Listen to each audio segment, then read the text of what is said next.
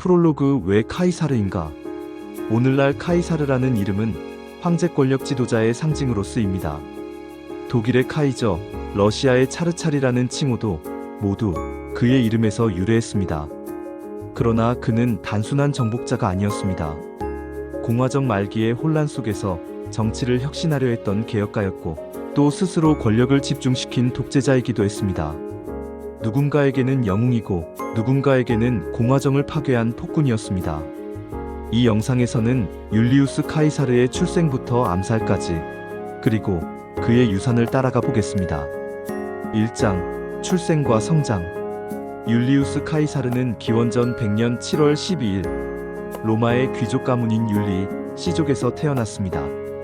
그의 가문은 오랜 전통과 명예를 자랑했지만 정치적으로는 이미 예전만큼 영향력이 크지 않았습니다. 아버지는 소아시아 총독을 지냈던 가이우스 율리우스 카이사르였고 어머니 아우렐리아는 로마의 명문가 출신이었습니다. 카이사르는 어릴 때부터 수사학과 역사, 군사훈련을 함께 익혔습니다. 그는 특히 웅변과 설득술의 재능을 보였고 젊은 시절부터 법정과 민중집회에서 연설을 연습했습니다. 당시 로마는 귀족 옵티마테스와 평민 파포플라레스가 대립하는 혼란의 시기였고 숱한 부패와 정치적 암살이 벌어지고 있었습니다. 16세가 되자 아버지를 잃고 집안의 가장이 된 카이사르는 평민파 지도자 마리우스와 혼인관계를 맺으며 정치적 진영을 정했습니다. 그는 술라의 독재 정권 때 처형 위기를 겪기도 했습니다. 당시 술라는 그의 정치적 성향과 가문을 문제 삼아 숙청하려 했지만 카이사르는 도망과 인맥을 통해 살아남았습니다. 이 경험은 그에게 정치와 권력의 냉혹함을 뼈저리게 느끼게 했습니다. 그는 아테네와 로도스에서 철학과 웅변을 공부하며 교양을 쌓았고 소아시아로 건너가 군사 경력을 시작했습니다. 이때 해적에게 납치당한 일화가 유명합니다. 해적이 몸값을 요구하자 카이사르는 너희가 너무 적게 부른다며 더 높은 몸값을 약속하게 하고 풀려난 뒤 병력을 모아 해적들을 모두 붙잡아 처형했습니다. 이 사건은 그의 담대함과 결단력을 보여줍니다. 20대 중반 그는 소아시아에서 군사 공로를 세워 시민관의 월계관을 받았고 점차 로마 정치 무대에 발을 들여놓습니다. 젊은 카이사르는 이미 귀족다운 품위와 평민파의 대중성을 동시에 가진 인물로 주목받고 있었습니다. 2장 정치 무대 입문. 카이사르는 로마로 돌아온 뒤 법무관, 재무관 등 하급 공직을 거치며 정치 경험을 쌓았습니다. 그는 민중에게 호감을 얻기 위해 연설축제법정 변론을 적극적으로 활용했고 자신의 명성을 높이기 위해 빚을 지면서까지 화려한 경기를 주최했습니다. 이런 행보 덕분에 카이사르는 포플라레스 평민파의 대표적 젊은 정치인으로 떠올랐습니다. 기원전 68년 그는 히스파니아에서 군 지휘권을 얻어 지방 행정을 맡으며 행정군사 양면의 경험을 쌓았습니다. 귀족 중심의 옵티마테스와 대립하는 과정에서 그는 평민파의 상징인 폼페이우스 크라수스와 관계를 맺습니다.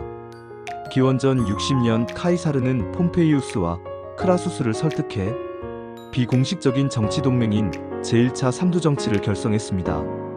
이 삼두정치 덕분에 그는 집정관 자리를 확보했고 법안과 인사권을 통해 자신의 기반을 넓혔습니다. 그는 귀족들의 반발을 무릅쓰고 농지법과 각종 개혁을 추진해 민중의 지지를 더욱 공고히 했습니다. 그러나 삼두정치는 각자 이해관계가 달라 점차 균열을 보였습니다. 카이사르는 폼페이우스와 크라수스가 서로 견제하는 틈을 이용해 군사적 명성을 쌓기 위해 속주 지휘권을 얻으려 합니다. 3장 갈리아 정복과 군사적 명성. 기원전 58년 카이사르는 갈리아 속주 총독으로 임명되어 5개 군단을 지휘하게 됩니다. 당시 갈리아는 여러 부족이 나뉘어 있었고 로마의 영향력이 제한적이었습니다. 카이사르는 이 지역을 완전히 제압함으로써 자신의 군사적 명성과 정치적 입지를 강화하려고 했습니다. 그는 갈리아 전쟁에서 게르만족과 브리튼 섬까지 원정을 벌이며 로마의 영역을 북서유럽까지 확장했습니다. 이 전쟁은 단순한 정복이 아니라 로마의 부와 병력 그리고 카이사르 개인의 인기를 동시에 끌어올리는 수단이었습니다. 그는 전투마다 직접 선두에 서서 병사들을 독려했고 병사들과 같은 음식을 먹으며 신뢰를 얻었습니다. 카이사르는 전투뿐 아니라 정치 홍보에도 능했습니다. 그는 자신의 원정을 갈리아 전기라는 형태로 기록 발행해 로마 시민들에게 자신의 업적을 실시간으로 알렸습니다. 이 기록은 단순한 보고서가 아니라 치밀하게 계산된 정치 선전물이었고 카이사르는 로마의 수호자 이미지를 굳혔습니다. 갈리아 정복을 통해 그는 막대한 전리품과 충성스러운 병력을 확보했고 로마 정치의 균형을 뒤흔들 힘을 갖게 되었습니다. 그러나 이런 그의 성장에 폼페이우스와 원로원은 불안과 두려움을 느꼈습니다. 폼페이우스와 크라수스가 죽거나 멀어지자 삼두 정치는 사실상 해체되었고 카이사르와 폼페이우스는 내전의 길로 접어들게 됩니다. 루비콘강을 건널 것인지 군권을 내려놓고 로마로 돌아올 것인지 선택의 순간이 다가오고 있었습니다. 사장 내전과 권력 장악. 갈리아 정복으로 막강한 군사력과 인기를 얻은 카이사르는 원로원과 폼페이우스의 강한 경계 대상이 되었습니다.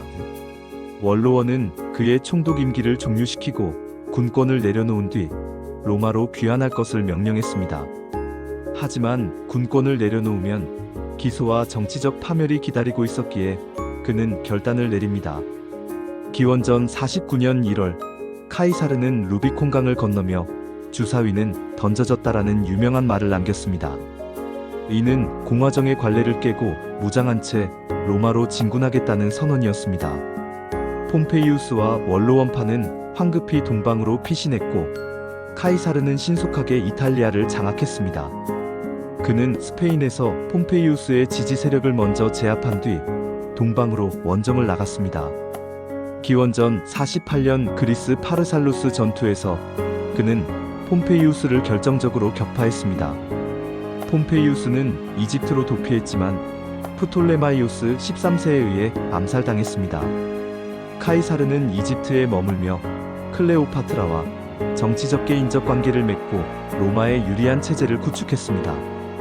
그는 다시 소아시아로 가서 폰투스 왕 파르나케스를 상대로 신속한 승리를 거두고 왔노라 보았노라 이겼노라라는 유명한 말을 전합니다. 기원전 46년 아프리카의 카토스키피오 잔당을 진압하고 기원전 45년 스페인에서 마지막 반대파를 격파함으로써 내전을 종결했습니다. 이제 로마에는 카이사르 외에 경쟁자가 없었고 그는 사실상 절대적 권력을 쥐게 되었습니다. 오장 독재자와 개혁. 내전을 끝낸 카이사르는 원로원의 동의로 10년 임기의 독재관에 임명되었고 곧 종신 독재관으로 추대되었습니다. 그는 권력을 개인적으로만 누리지 않고 로마 사회를 재건하려는 대대적인 개혁을 시작했습니다. 우선 달력을 개정해 율리우스력을 도입했는데 이 달력은 이후 1600년 이상 서방 세계에서 사용되었습니다. 그는 원로원 의원수를 확대하고 속주 주민에게 시민권을 부여해 로마 공동체를 넓혔습니다. 군사 정착 식민지를 설립해 퇴역 군인과 빈민을 정착시키고 경제 기반을 마련했습니다. 세금 제도를 개혁해 부패를 줄이고 행정 효율을 높였습니다. 아울러 도로수로 공공건물 건설을 통해 로마의 도시 기반을 강화했습니다. 카이사르는 원로원과 귀족 세력의 특권을 제한하고 평민과 속주민의 권리를 확대하려 했습니다.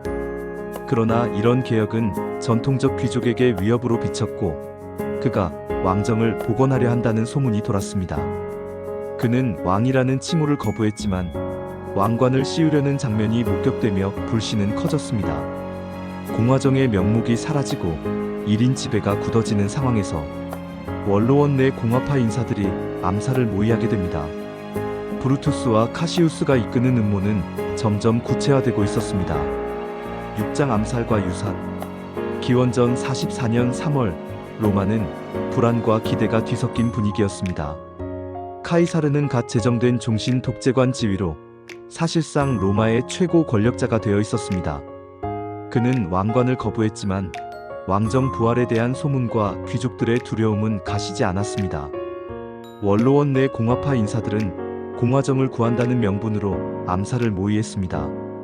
브루투스와 카시우스 등 60여 명의 공모자가 계획에 가담했습니다.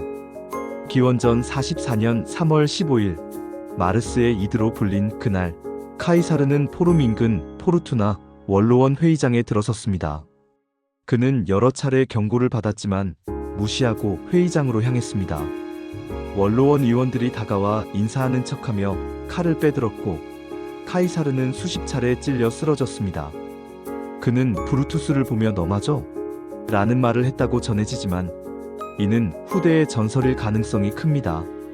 카이사르가 죽자 로마는 다시 혼란에 빠졌고 그의 후계자로 지명된 옥타비아누스가 권력의 공백을 메우기 위해 움직였습니다. 카이사르의 죽음은 공화정을 지키려던 음모자들의 의도와 달리 더 강력한 황제제의 출현으로 이어졌습니다.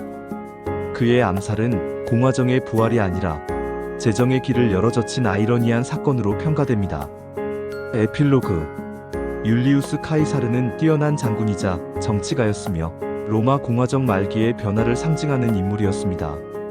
그는 갈리아를 정복해 로마의 영토와 부를 확장했고 내전을 통해 권력을 장악했으며 사회행정 달력 개혁을 통해 로마를 근대적 제국으로 바꾸었습니다. 그러나 그가 쌓아올린 권력의 정점은 공화파의 공포와 반발을 불러일으켰고 결국 피살이라는 비극으로 끝났습니다. 카이사르의 이름은 독재자이자 개혁자, 영웅이자 폭군이라는 상반된 이미지를 모두 안고 오늘날까지 회자됩니다. 그의 뒤를 이은 옥타비아누스가 아우구스투스로서 제정 로마를 완성함으로써 카이사르의 유산은 천년 제국의 기초가 되었습니다. 오늘날까지 카이사르라는 이름이 권력과 리더십의 상징으로 남아있는 이유가 여기에 있습니다. 구독과 좋아요는 영상 제작에 큰 힘이 됩니다. 시청해주셔서 감사합니다.